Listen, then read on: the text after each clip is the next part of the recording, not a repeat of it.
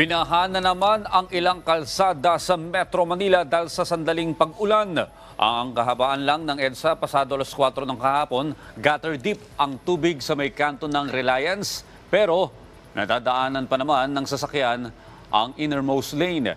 Pero pagdating sa kanto ng Orense, hindi na makadaan ang light vehicles. Agad namang kumilos ang mga tauhan ng MMDA para alisin ang basura sa drainage. May kanya-kanya namang post sa social media ang ilang netizens kaugnay sa nararanasan nilang baha. Katulad na lamang ng video na ito na ipinadala ni Lani Computo ng Barangay Commonwealth sa Quezon City kung saan makikitang umaagos sa kalye ang tubig.